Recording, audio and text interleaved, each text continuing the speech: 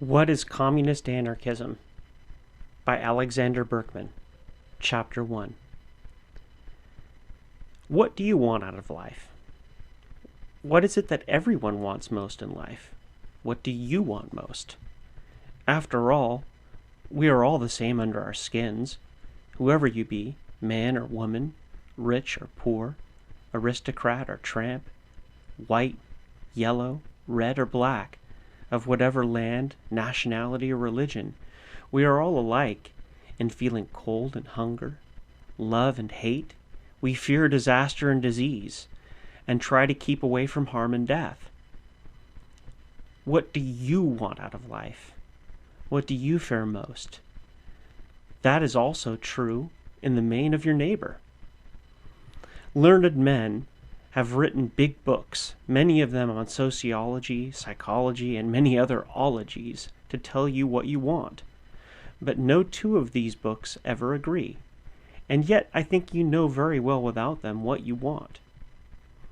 They have studied and written and speculated so much about this, for them so difficult a question, that you, the individual, have become entirely lost in their philosophies. And they have at last come to the conclusion that you, my friend, don't count at all. What's important, they say, is not you, but the whole, and all the people together. This whole they call society, the commonwealth, the state, and the wiseacres have actually decided that it makes no difference if you, the individual, are miserable as long as society is all right. Somehow they forget to explain how society, or the whole, can be all right if single members of it are wretched. So they go on spinning their philosophic webs and producing thick volumes to find out where you really enter the scheme of things called life, and what you really want. But you yourself know very well what you want, and so does your neighbor. You want to be well and healthy. You want to be free, to serve no master, to crawl and humiliate yourself before no man. You want to have well-being for yourself, your family, to those near and dear to you, and not to be harassed and worried about the fear of tomorrow. You may feel sure that everyone else wants the same. So whole the matter seems to stand this way. You want health, liberty, and well-being. Everyone is like yourself in this respect. Therefore, we all seek the same thing in life.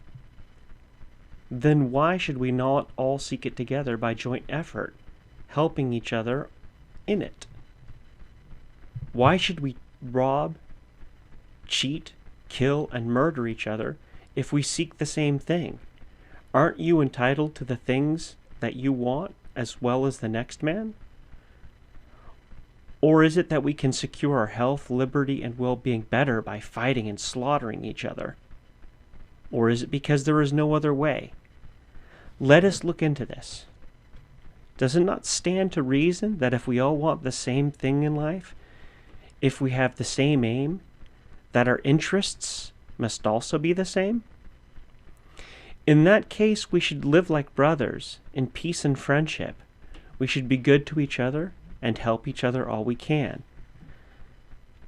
But you know that it is not that way in life. You know that we do not live like brothers. You know that the world is full of strife and war, of misery, injustice, and wrong, of crime and poverty and oppression. Why is it that way then? It is because though we all have the same aim in life, our interests are different. And this is what makes all the trouble in the world. Just think it over yourself. Suppose you want to get a pair of shoes or a hat. You go into the store and try to buy what you need as reasonably and cheaply as you can. That is your interest. But the storekeeper's interest is to sell it to you as dearly as he can, because then his profit will be greater.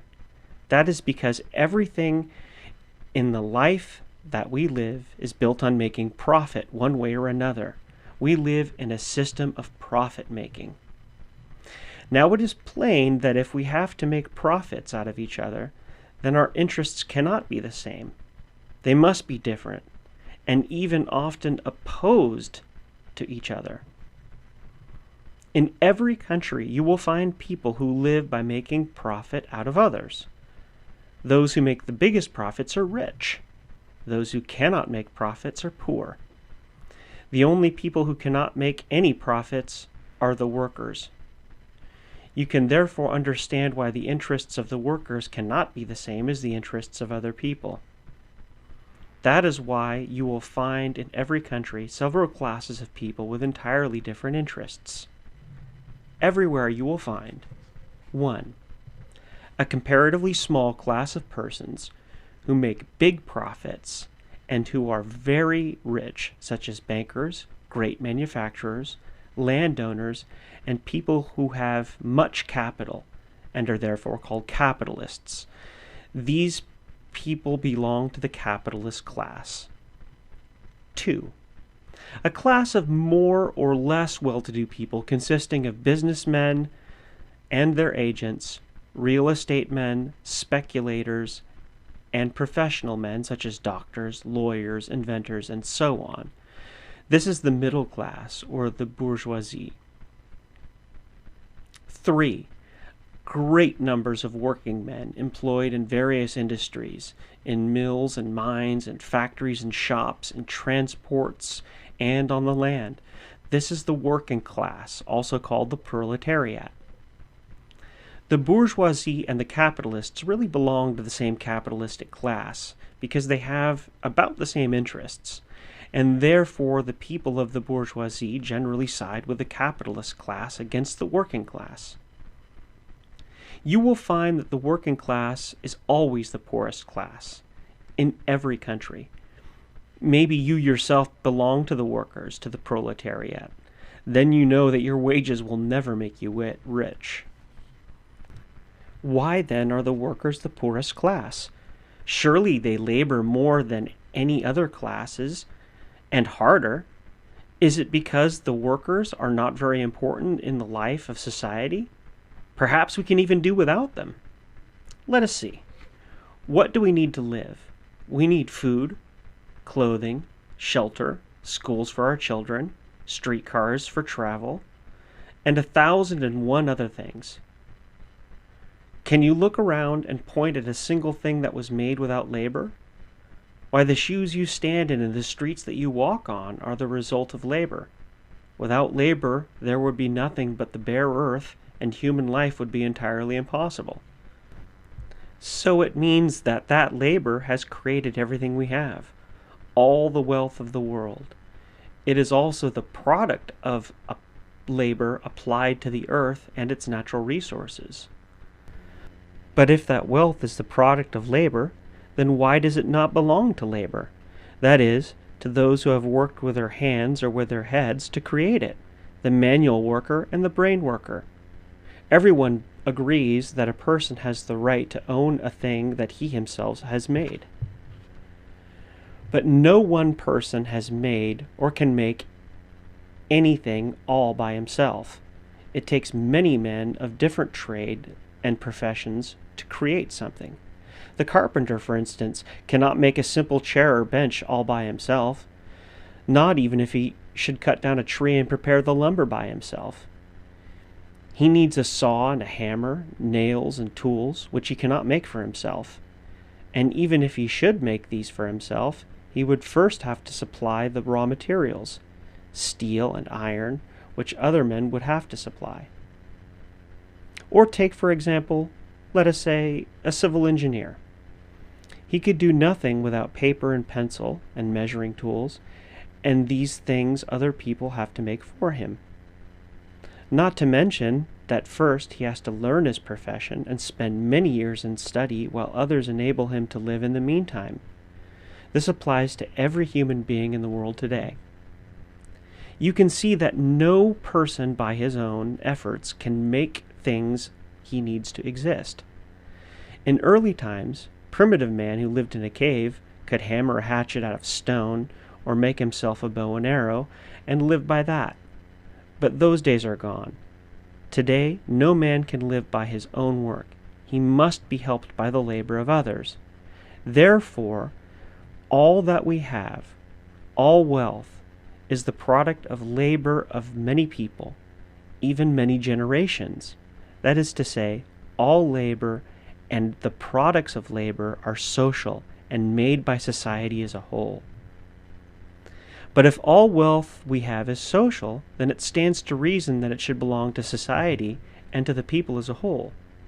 How does it happen, then, that the wealth of the world is owned by some individuals and not the people? Why does it not belong to the people who have toiled to create it, the masses who work with hand or brain, the working class as a whole? You know very well that it is the capitalistic class that owns the greater part of the world's wealth. Must we therefore not conclude that the working people have lost the wealth they have created, or somehow it was taken away from them? They did not lose it, for they never owned it. Then it must be that it was taken away from them. This is beginning to look serious. If you say that the wealth they created has been taken away from them, from the people who created it, then it means that it has been stolen from them, that they have been robbed, for surely no one has ever willingly consented to have his wealth taken away from him. It is a terrible charge, but it is true.